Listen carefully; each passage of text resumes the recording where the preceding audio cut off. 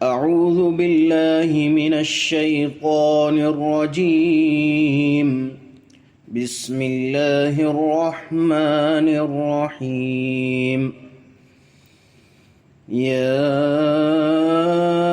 أيها الذين آمنوا لا تقولوا راعنا وقولوا انظرنا واسمعوا وللكافرين عذاب أليم.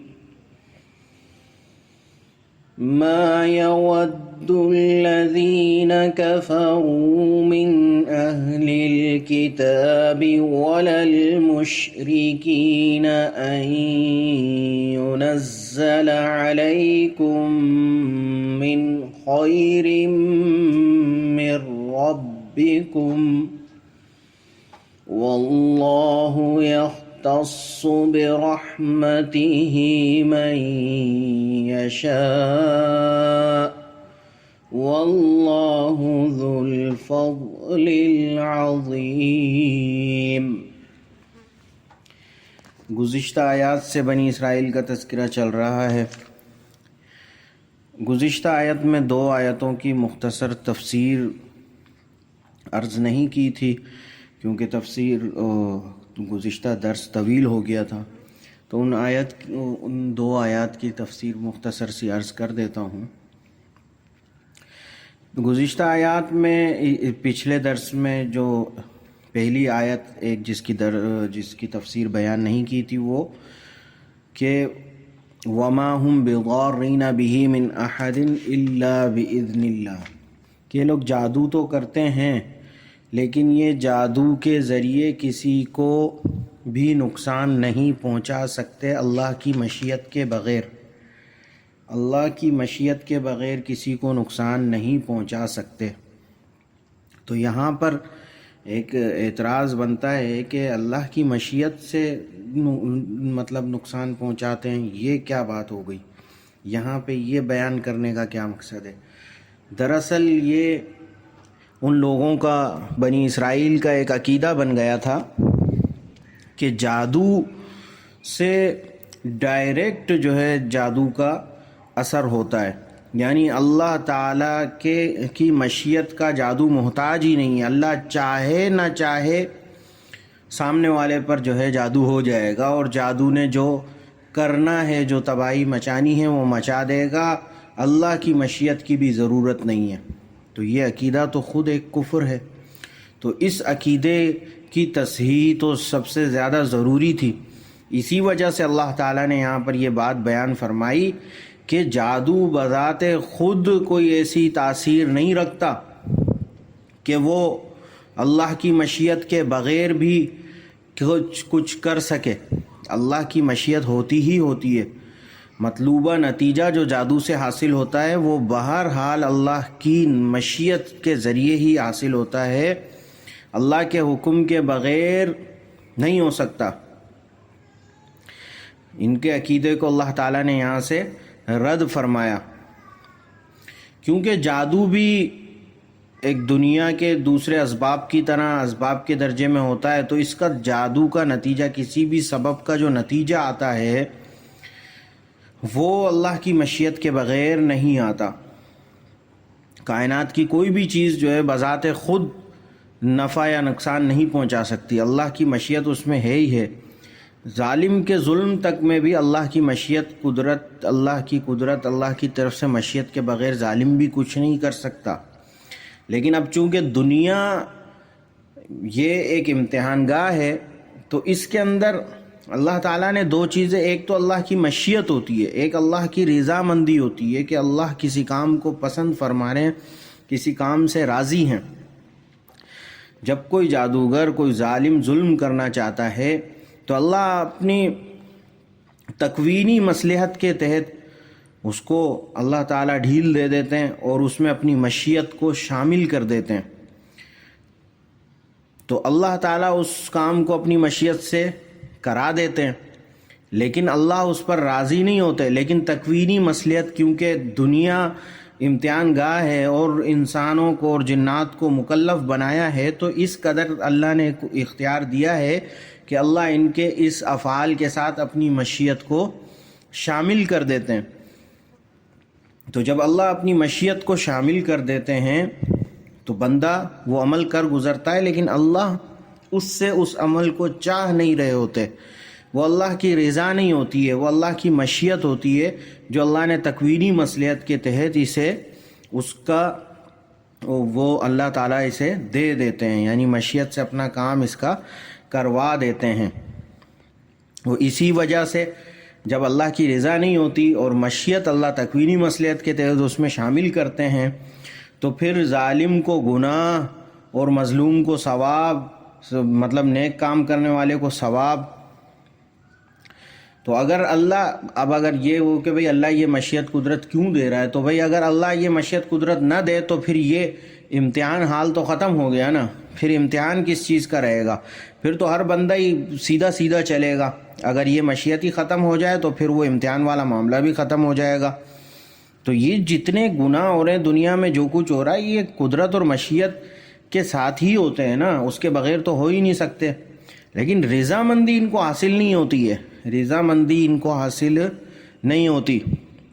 اللہ تعالیٰ کی مشیت اور رضامندی میں فرق بھی یہی ہے کہ مشیت اچھے برے کام سے متعلق ہو سکتی ہے، یعنی اچھا کام ہو برا کام ہو کوئی بھی ہو، مشیت اس میں متعلق ہوتی ہے، مگر رضامندی جو ہے وہ صرف جائز اور ثواب کے کاموں میں مخصوص ہوتی ہے۔ اس کے علاوہ اللہ تعالیٰ نے جو کام کرنے کا کہا ہے، جو اللہ کو ناپسند نہیں ہے جو کام، ان میں اللہ کی پسند شامل ہے، اور اس کے علاوہ جو ناپسند ہیں تو ان میں ظاہر ہے کہ اللہ کی رضامندی شامل نہیں ہے۔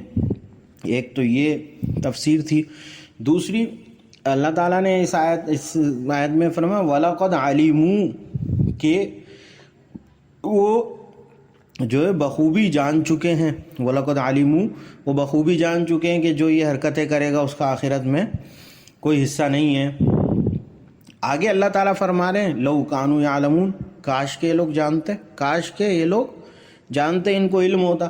تو اب یہ بظاہر تو ایک تناقض کی صورت، تضاد کی صورت بن گئی، کنٹروڈکشن ہو گیا کہ ایک جگہ اللہ ایک ہی آیت میں پیچھے فرما رہے ہیں کہ وہ جانتے ہیں، آگے اللہ تعالیٰ آخر میں اس آیت کے فرما رہے ہیں کہ وہ نہیں جانتے، کاش کہ وہ جانتے۔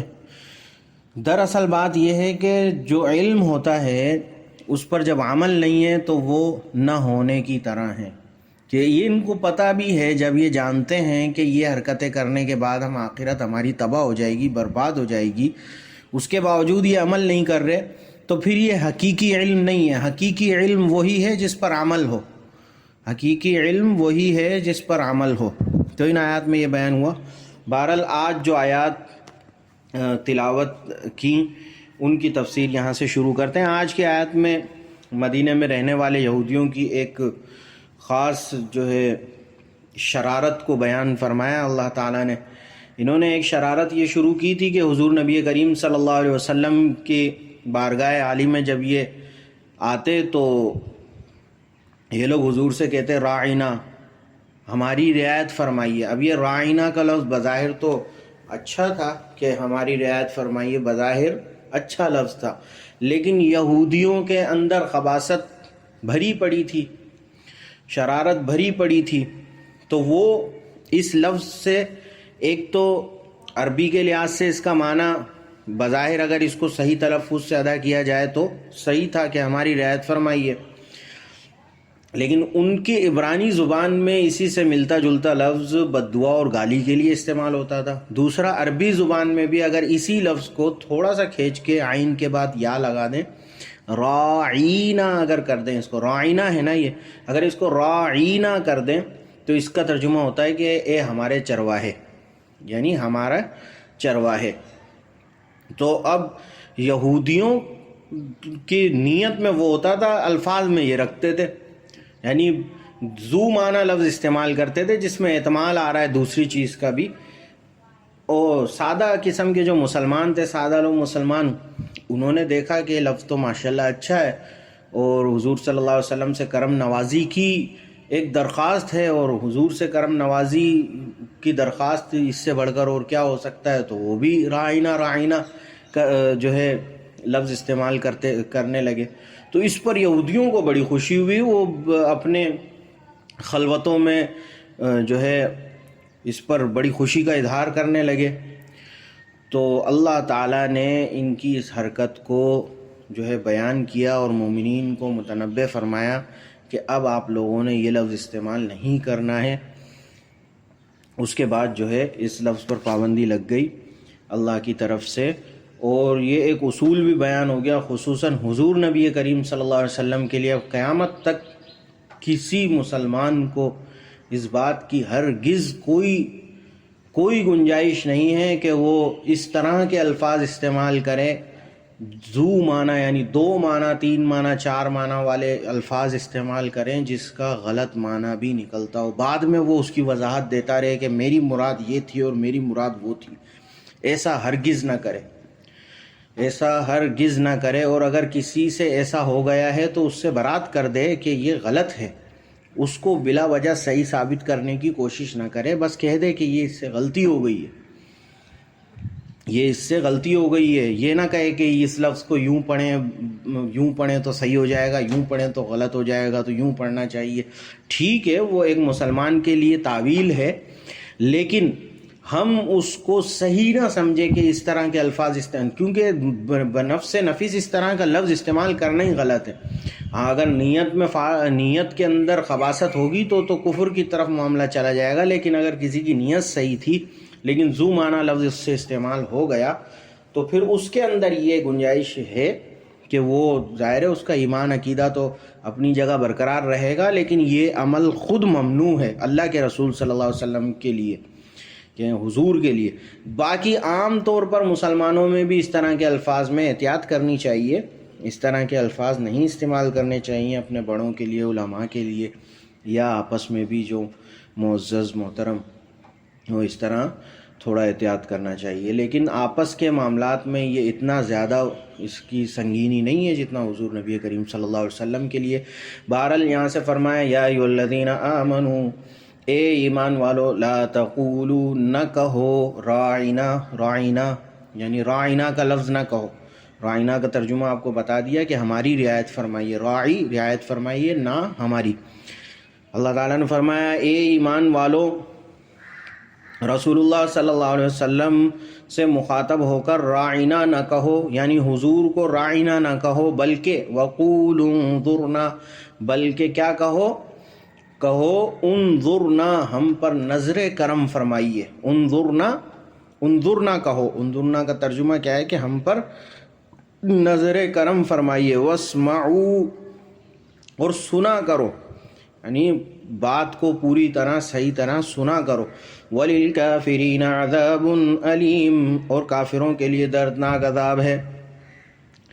مَا يَوَدُّ الَّذِينَ كَفَرُوا مِنْ أَهْلِ الْكِتَابِ وَلَا الْمُشْرِكِينَ، یہاں سے بیان فرما دیا کہ یہ مسئلہ کیا ہے، آخر یہ یہودیوں کا ان کا مسئلہ کیا ہے۔ یہ اسی الٹی سیدھی حرکتیں جو کر رہے ہیں، کبھی کچھ، یہ مسئلہ یہ ہے ما یود یہ مومنین کو بھی اس لفظ میں مبتلا کر کے ان کو خوشی کیوں ہو رہی ہے۔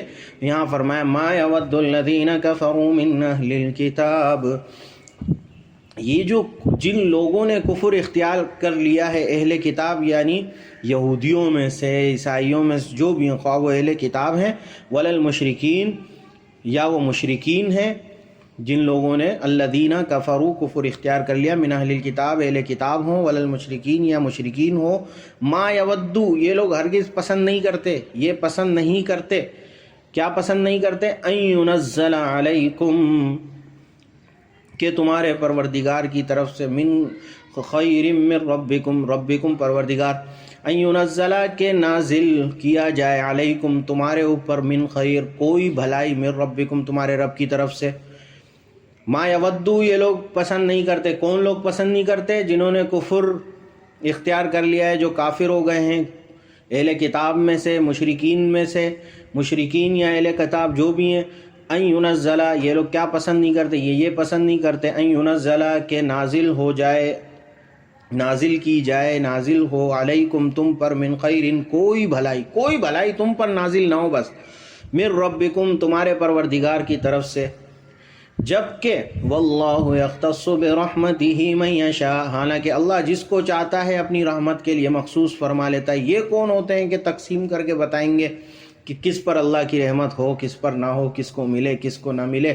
ان کا کام ہی نہیں ہے۔ اللہ فرمائے واللہ یختص برحمتہ من یشاء، اور اللہ اپنی رحمت کے ساتھ یختص مخصوص کر دیتے ہیں اللہ برحمتہ اپنی رحمت کے ساتھ من یشاء جسے چاہتے ہیں۔ تو تمہیں اللہ نے مخصوص کر دیا اپنی رحمت کے ساتھ، تمہارے لیے بشارت ہی بشارت، لہذا تم ان کی حرکتوں سے، ان کی ہوشیاریوں سے، شرارتوں سے جو ہے متنبع رہو ان کی شرارتوں پر۔ جیسے رائنا کا لفظ انہوں نے شروع کروا دیا مسلمانوں کو سادہ لوہی میں، تو اللہ تعالیٰ اس پہ فرما رہے ہیں کہ تم خاص ہو چکے ہو، تم مخصوص ہو چکے ہو اللہ کی رحمت سے۔ یہ لوگ حسد میں مبتلا ہیں، اور حسد والے کا جو ہے ہر بات، ہر فعل، اس کے اندر کچھ نہ کچھ جو ہے اس کے اندر کی خباثت ہوتی ہے۔ تو اللہ تعالیٰ فرما رہے ہیں کہ اس چیز کو جانچو، اس کو سمجھو، اس ڈائریکٹ ان لوگوں کی باتوں میں نہ ہو، کیونکہ یہ لوگ حسد میں مبتلا ہیں۔ واللہ یختص برحمتہ من یشاء واللہ ذو الفضل العظیم، اور اللہ فضل عظیم کا مالک ہے، اللہ فضل عظیم کا مالک ہے۔ اللہ تعالیٰ ہمیں بھی اپنے فضل اور توفیقات سے نوازے۔